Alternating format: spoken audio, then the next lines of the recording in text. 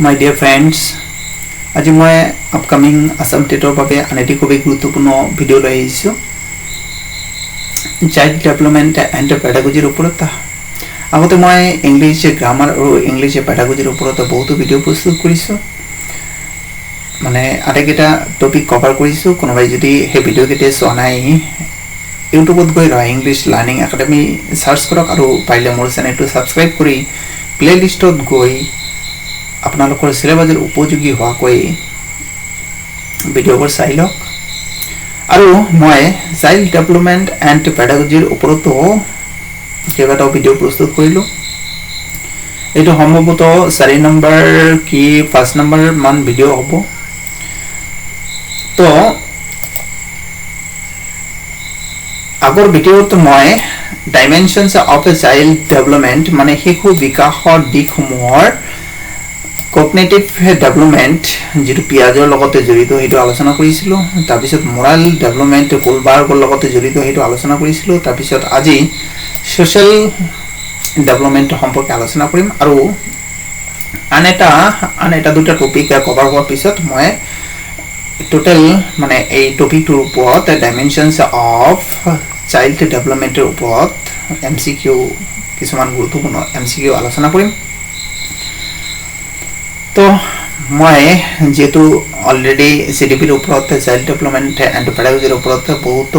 video প্ৰস্তুত কৰিলো মানে 4-5টা মান কৰিলো হেবোৰ যদি এতিয়াও চোৱা নাই হেবোৰ চাই লব বহুত কামত দিব এনেকুৱা মানে মই বহুত পৰিশ্ৰম কৰি এবোৰ আপোনালোকৰ বাবে মেনেজ কৰি আছো আৰু বহুত ষ্টাডি কৰাৰ পিছত মই এবোৰ প্ৰস্তুত কৰিছো আপোনালোকৰ যদি উপকাৰ লাগে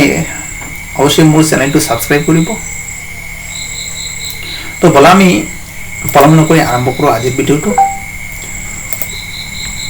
তো প্ৰথম ভিডিওটোত মই ডাইমেনশনস অফ এ চাইল্ড ডেভেলপমেন্টৰ প্ৰথম ভিডিওটোত মই আলোচনা কৰিছিলো পিয়াজৰ থিওৰি অফ কগনিটিভ ডেভেলপমেন্ট সম্পৰ্কে তাৰ পিছত আলোচনা কৰিছিলো কোলবাৰ্গৰ লৰেন্স কোলবাৰ্গৰ থিওৰি অফ মোৰাল ডেভেলপমেন্ট সম্পৰ্কে আজিৰ ভিডিওটোত আমি আলোচনা কৰিবলৈ লম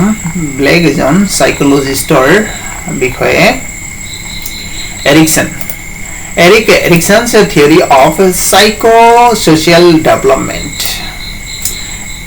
এৰিকসনৰ মনোসামাজিক বিকাশৰ তত্ত্ব এটো খুব ইম্পৰ্টেন্ট ইয়াৰ পৰা যোৱাতেটো বহু কোৱেশ্চন আহিছিল তো আপোনালোকে পাৰিলে বইতে এবোৰ লিখি লৈ মানে প্ৰেক্টিস কৰিব তো এৰিকসনৰ থিওৰি অফ সাইকো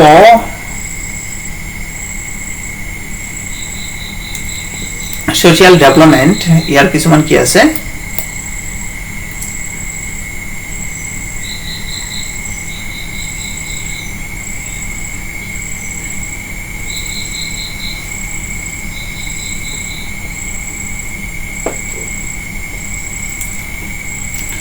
ইয়াৰ কিছুমান বৈশিষ্ট্য আছে আমি বৈশিষ্ট্য কেইটা কি কৰিম আলোচনা কৰিম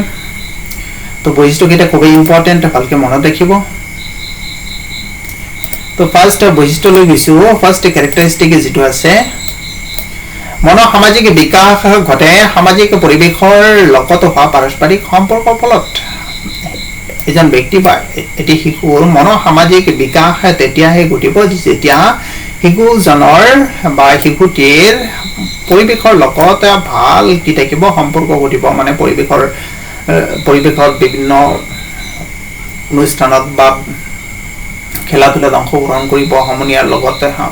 অংশগ্ৰহণ কৰিব তেতিয়া সিহঁতৰ কি পৰিৱেশৰ লগত ভাল পৰিচয় হ'ব আৰু সিহঁতে কি সিহঁতৰ মানে বিকাশ ঘটিব পাৰস্পৰিক বিকাশ ঘটিব পাৰস্পৰিক সম্পৰ্কৰ ফলত কি বিকাশ ঘটিব নেক্সট আইছো এই তত্ত্ব মতে প্ৰত্যেক ব্যক্তি ভিন ভিন বিকাশৰ স্তৰত কেতবৰ সংকটৰ সন্মুখীন হয় এৰিকসনৰ প্ৰতিজন সাইকোলজিষ্টে বিভিন্ন ধৰণৰ স্তৰ আগবঢ়াইছে যেনেকুৱা পিয়াজে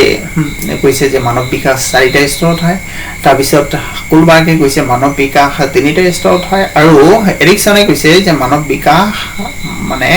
মানুহে কি 8টা স্তৰৰ মাজেদি কি কৰে জীৱনটো পাৰ কৰে বা অতিবাহিত কৰে তো তেওঁৰ মতে এই তত্ত্ব মতে মানে এৰিকছনৰ মনোসামাজিক বিকাশৰ তত্ত্ব মতে প্ৰত্যেক ব্যক্তিয়ে ভিন ভিন বিকাশৰ স্তৰত কেতবোৰ সংকট সন্মুখীন হ'বলগীয়া হয় তেওঁৰ যি 8টা ষ্টেজ আছে 8টা কি আছে স্তৰ আছে এই 8টা স্তৰত তেওঁ কৈছে যে 8টা স্তৰত যেতিয়া কি ব্যক্তিয়ে বা এটি শিশুৱে ভৰি দিব প্ৰতিটো স্তৰতে কি হ'ব কিছুমান সংকট বা সমস্যাৰ সন্মুখীন হ'ব তাৰপিছত এই তত্ত্ব মতে বিকাশৰ প্ৰতিটো স্তৰৰ ফলত সফল সমাপ্তিৰ ফলাফল ৰূপে বা ফলস্বৰূপে সুস্থ ব্যক্তিত্বৰ বিকাশ আৰু মৌলিক চৰিত্ৰসমূহ আহৰণ সুনিশ্চিত হয় তো এই তত্ত্ব মতে কি কৈছে বিকাশৰ প্ৰতিটো স্তৰৰ সফল সমাপ্তিৰ ফলস্বৰূপে যেতিয়া প্ৰতিটো স্তৰ কি হ'ব সফলভাৱে সমাপ্তি হ'ব তেতিয়া তাৰ ফলস্বৰূপে কি হ'ব সুস্থ ব্যক্তিত্বৰ বিকাশ হ'ব তেতিয়া শিশুটিৰ কি হ'ব বিকাশ সুস্থভাৱে হ'ব আৰু তেতিয়া কিছুমান কি দেখা যাব শিশুসকলে বা শিশুবোৰে কি কৰিব এই ষ্টেজবোৰ যেতিয়া কি অতিক্ৰম কৰি যাব প্ৰতিটো ষ্টেজতে এটাকৈ সমস্যাৰ সন্মুখীন হ'ব আৰু কিছুমান চৰিত্ৰ দেখা যাব তো এতিয়া আমি ষ্টেজবোৰলৈ গৈছো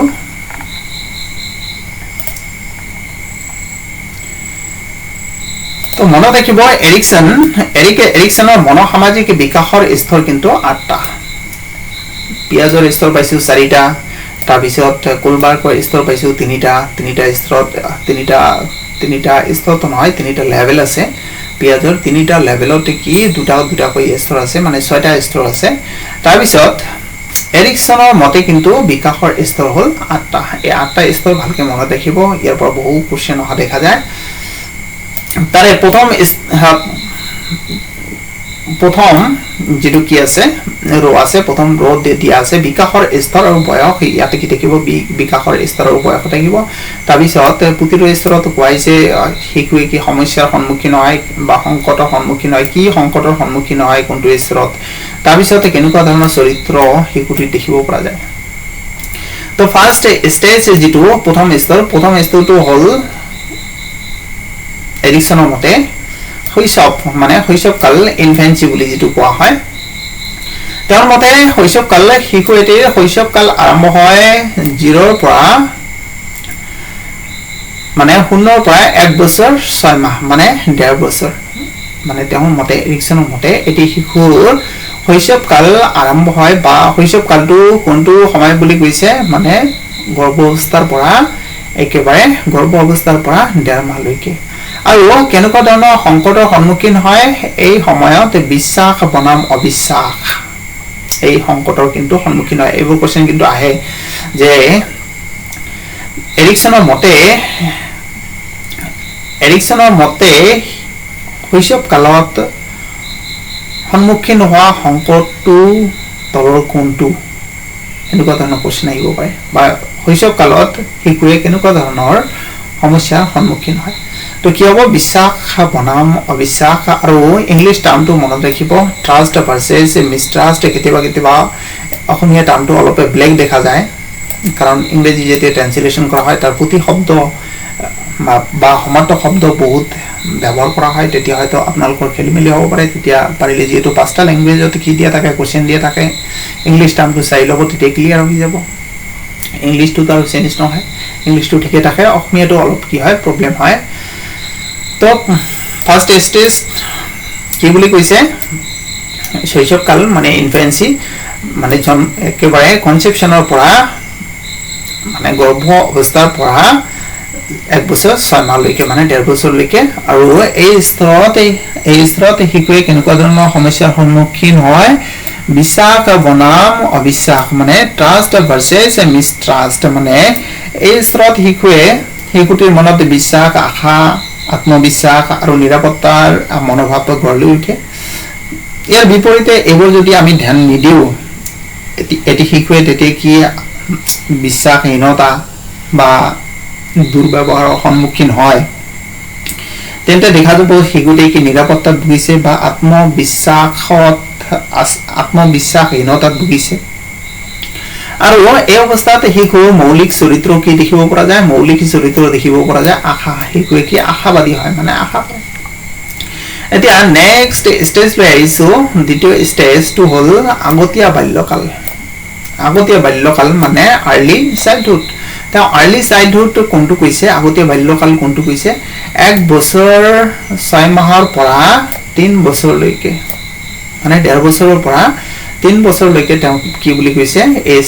মানে সেকেন্ড স্টেজ মানে আগতীয়া বাল্যকাল বুলি কৈছে আৰু এই স্টেজতে হিকুৱে কেনেকুৱা ধৰণৰ সমস্যাৰ সন্মুখীন হয় স্বাধীনতা বনাম লজ্জা আৰু সংশয় মানে autonomy versus shame and doubt এই সমস্যাৰ সন্মুখীন হয় তাৰ মানে এই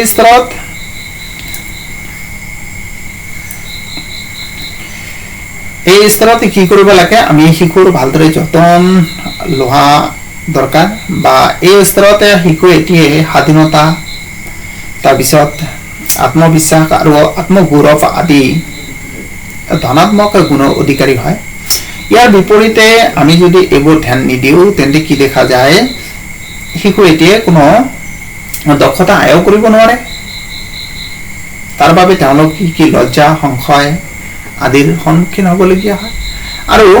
ইয়াৰ মৌলিক চৰিত্ৰ হ'ল ইচ্ছা শক্তি নেক্সট স্টেজ লৈ আহিছো স্টেজ থাৰ্ড মানে তৃতীয় স্তৰ এৰিকসনৰ মতে তৃতীয় স্তৰটো হ'ল প্ৰাক বিদ্যালয় বা খেলৰ সময় মানে প্ৰি স্কুল বা প্লে এজ তৃতীয় স্তৰ আৰু এটো বয়স দিছে 3 বছৰৰ পৰা 5 বছৰলৈকে তাৰ পিছত কেনেকুৱা ধৰণৰ সমস্যাৰ সন্মুখীন হয় কৰ্মোদ্য বনাম অপৰাধবোধ ইনিশিয়েটিভ ভাৰ্সেস গিল্ট এটো ভালকে মনত ৰাখিব যে থাৰ্ড স্টেজতে মানে তৃতীয় স্তৰতে এৰিকসনৰ মতে হিকুৱে কেনেকুৱা ধৰণৰ সংকটৰ সন্মুখীন হয় তো কি কৈছে যদি শিক্ষক আৰু অভিভাৱক সকলে শিশুক বাস্তৱসন্মত আৰু উপযুক্ত কৰ্ম নিৰ্বাচনৰ ক্ষেত্ৰত সহায় কৰে তেওঁলোকৰ মাজত কৰ্মোদ্যম বৃদ্ধি পোৱা দেখা যায় এইটো স্তৰত থাৰ্ড স্তৰ তৃতীয় স্তৰ আৰু শিক্ষক বা অভিভাৱকে যদি শিশুৱে স্বাধীনভাৱে কৰা কাৰ্যৰ নিৰুৎসাহিত কৰে মানে উৎসাহিত নকৰে তেন্তে শিক্ষাৰ্থীসকল মানে ছাত্ৰ-ছাত্ৰীসকল মূৰ্খ আৰু বিৰক্তিকৰ বুলি পৰিত্যাগ কৰে আৰু তেওঁলোকে অপৰাধ বোধৰ মনোভাৱত ভোগে তো ইয়াতে এই ষ্টেজটো আমাৰ কি কবি মানে প্ৰয়োজনীয় স্তৰ মানে এই স্তৰত আমি কি অভিভাৱকসকল আৰু শিক্ষাগুৰুসকল কি ল'ৰা ছোৱালী কি কৰিছে তেওঁলোকৰ ওপৰত কি কৰিব লাগিব ধ্যান দিব লাগিব আৰু যদি ধ্যান নিদিও তেন্তে সিহঁতে ভাবিব যে সিহঁতৰ কোনো গুৰুত্ব নাই সেই কাৰণে সিহঁতে কি অপৰাধমূলক কিছুমান কাম কৰিবলৈ বাধ্য হয় তাৰ পিছত এতিয়া এই ষ্টেজৰ মৌলিক চৰিত্ৰ হ'ল উদ্দেশ্য কিবা এটা উদ্দেশ্য লৈ শিশুৱে কিবা কাম কৰিব বিচাৰে নেক্সট ফোৰ্থ স্টেজ লৈ আহিছো ফোৰ্থ স্টেজ মানে চতুৰ্থ স্তৰ হ'ল বিদ্যালয় কাল এৰিকসনৰ মতে কোশ্চেন আহিব পাৰে এৰিকসনৰ মতে কোনটো স্তৰ হ'ল বিদ্যালয়ৰ কাল বা এৰিকসনৰ মতে বিদ্যালয়ৰ কালৰ বয়স কিমান এটি শিশু কিমান বয়সত বিদ্যালয় কাল পায় এৰিকসনৰ মতে কি হ'ব 6 to 12 ইয়াৰ্স 6 পৰা 12 বছৰ আৰু কি সংকটত ভোগে অধ্যবসায় বনাম হীন মান্যতা মানে ইন্ডাস্ট্ৰি ভাৰ্সেস ইনফেৰিয়ৰিটি আৰু মৌলিক চৰিত্ৰ কেনেকুৱা ধৰণৰ মৌলিক চৰিত্ৰ দেখিব পৰা যায় পাৰদৰ্শিকতাৰ চৰিত্ৰ কি এই স্তৰত দেখিব পৰা যায় এই স্তৰতে শিশুসকলে কি কৰে কি সংকটৰ সন্মুখীন হয় অধ্যবসায় বনাম হীন মান্যতা তো এই স্তৰতে সাধাৰণতে শিশুসকলে সমনীয়াসকলক তেওঁলোকৰ জীৱনতে বিশেষ গুৰুত্ব লৈ জীৱনৰ মানে এই স্তৰত সাধাৰণতে তেওঁলোকৰ সমনীয়া শিশুসকলৰ সমনীয়াসকল তেওঁলোকৰ কি জীৱনৰ বিশেষ গুৰুত্ব হৈ পৰে আৰু এই সময়তে শিশু এতিয়া যদি অপৰ্যাপ্ততা বা হীনমন্যতা অনুভৱ কৰে তেন্তে শিশুৰ মনত কৰ্ম দক্ষতাহীনতা আৰু আত্মসন্মানহীনতাৰ গুৰুতৰ সমস্যাই দেখা দিব পাৰে তো এনেকুৱা ধৰণৰ সমস্যা সৃষ্টি হ'ব পাৰে এতিয়া আমি নেক্সট স্টেজ লৈ আহিছো 5 স্টেজ 5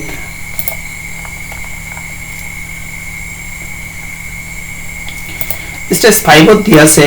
তেওঁৰ মতে এৰিকসনৰ মতে স্টেজ 5 টো হল কৈশোৰকাল মানে এডলসেন্স আৰু তেওঁৰ মতে কৈশোৰকাল আৰম্ভ হয় 20 পৰা 12 পৰা 20 বছৰলৈকে এডুকেশ্যন যোৱা বছৰ আহিছিল 2019 ত যে এৰিকসনৰ মতে কৈশোৰকাল কোনটো বা কৈশোৰকাল কিমান বছৰৰ পৰা কিমান বছৰলৈকে তো এইবিলাক ভালকৈ মনত ৰাখিব খুবই ইম্পৰ্টেন্ট হয় কিন্তু এই টপিকটো তো এৰিকসনৰ মতে কৈশোৰকাল 12 বছৰৰ পৰা 20 বছৰ পৰ্যন্ত আৰু কি সমস্যাত বা সংকটত ভোগে এই বয়সত আত্ম পৰিচয় বনাম ভূমিকাৰ অনিশ্চয়তা এইটো কোশ্চেন আহিছিল আইডেন্টিটি ভাৰ্চেছ ৰোল কনফিউজন এৰিকসনৰ মতে কৈশোৰ কালত কেনেকুৱা ধৰণৰ সংকটৰ সন্মুখীন হয় এই কোশ্চেনটো যোৱা বছৰ আহিছিল আইডেন্টিটি ভাৰ্চেছ ৰোল কনফিউজন মানে আত্ম পৰিচয় বনাম ভূমিকাৰ অনিশ্চয়তা এইটো কিন্তু ব্লেক থাকিব পাৰে অসমীয়া টাৰ্মটো কি অলপ ব্লেক থাকিব পাৰে কিন্তু ইংলিশ টাৰ্মটো কি থাকিব একে থাকিব মনত ৰাখিব তো এই সময়তে কি শিশুৱে কেনেকুৱা ধৰণৰ সমস্যাৰ সন্মুখীন হয় আত্ম পৰিচয় বনাম ভূমিকাৰ অনিশ্চয়তা আৰু ইয়াতে শিশুৱে কি মৌলিক মানে কৰ্তব্য কৰিব বিচাৰে বিশ্বস্ততা তাৰপিছত 6 স্টেজ লৈ আহিছো 6 স্টেজ হল আগতীয়া বয়স্ক কাল এটোকে আৰ্লি এডাল্টহুড বুলি কোৱা হয় আৰু তেওঁ এই আগতীয়া বয়স্ক কালটোক তেওঁ কি কৰিছে 20 বছৰৰ পৰা 45 বছৰ লৈকে তেওঁ কি কৰিছে ধাৰ্য কৰিছে তেওঁৰ মতে 20 বছৰৰ পৰা 45 বছৰত এটি মানুহে কি কৰে আগতীয়া বয়স্ক কালতে কি দিয়ে ভৰি দিয়ে আৰু কেনেকুৱা সমস্যা বা সংকটৰ সন্মুখীন হ'বলগীয়া হয় অন্তৰংগতা বনাম বিচ্ছিন্নতা ইন্টিমেসি ভাৰ্চেছ আইসোলেশন এই স্টেজটো একেবাৰে খুবই গুৰুত্বপূৰ্ণ স্টেজ ইয়াত কি এই স্টেজত কি হয়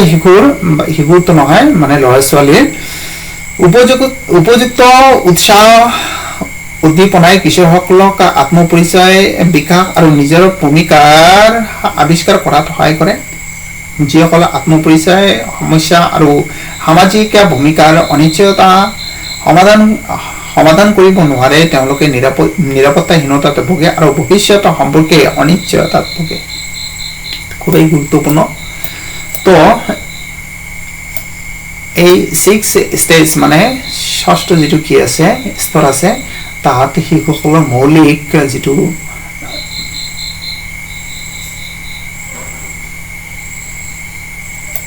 মানে মৌলিক যেটো ইচ্ছা তেওঁলোক কি কৰিব বিচাৰে প্ৰেম প্ৰীতি ভাল পোৱা এই বয়সত মানে হোৱা দেখা যায় তাৰপিছত 7 নম্বৰ মধ্য বয়স্ক কাল মানে মিডিল এডাল্টহুড তেওঁৰ মতে মধ্য বয়স্ক কাল হল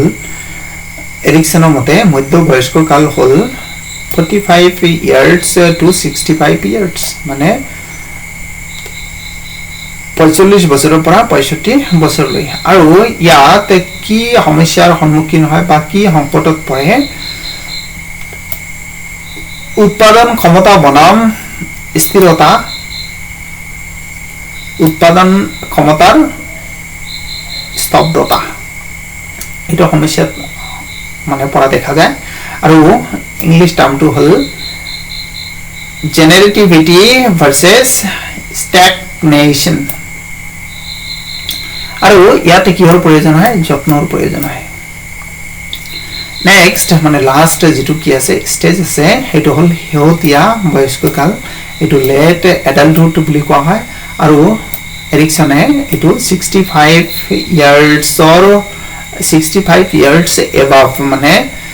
65 বছৰ উৰ্ধত তেওঁ কি কৰিছে এই শেহতীয়া বয়স্ক কালটো কি কৰিছে ধাৰ্য কৰিছে আৰু ইয়াত কি হয় অং ভাৱ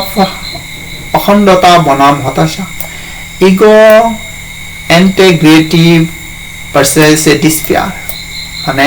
এই বয়সটো কিন্তু খুবই গুৰুত্বপূৰ্ণ কাৰণ এই বয়সত মানুহে কি যেহেতু মানে বৃদ্ধকালত পৰি দিয়ে তেতিয়া সিহঁতে কি কিছুমান কুকৰ্মৰ বাবে হয়তো আগতে কিবা পাপ পূৰ্ণ কৰিছে না নাই কিবা বেয়া কাম কৰিছে নাই তাৰ বাবে কি মানে হতাশাত কি হয় ভুগিব লগা হয় আৰু সিহঁতে কি হয়তো কিছুমানে দেখা যায় যে ভাল কৰ্মত নিয়োজিত হোৱা দেখা যায় আৰু ইয়াৰ মৌলিক যেটো এটো হল প্ৰজ্ঞা বা শক্তি তো এয়াই আছিল আজিৰ ভিডিওটো এইবিলাক পাৰিলে একেবাৰে বহিত লিখি লৈ মুখস্থ কৰি ল'ব কাৰণ এৰ পৰা একেবাৰে এটা দুটা কোশ্চেন কমন পাব মই মেইন পইণ্ট কেইটা এটা দাঙি ধৰিছো তো ইয়াৰ পিছত মই ডাইমেনশনস অফ এ চাইল্ড ডেভেলপমেন্টৰ আৰু এটা মান টপিক বাকি আছে এই টপিকটো ক্লিয়াৰ কৰাৰ পিছত মই কিছুমান এমসিকিউ প্ৰদান কৰিম তো ভিডিওটো ভাল লাগিলে অৱশ্যই মোৰ চেনেলটো সাবস্ক্ৰাইব কৰক আৰু বেল আইকনটো প্ৰেছ কৰি ৰাখক যাতে পৰৱৰ্তী ভিডিও আপলোড কৰাৰ লগে লগে সোনকালে নটিফিকেশনটো পাই যায় তো পিছত এটা ভিডিওত লগ পোৱাৰ প্ৰতিশ্ৰুতিৰে আজিৰ ভিডিওটো ইয়াতে সমাপ্ত কৰিছো ধন্যবাদ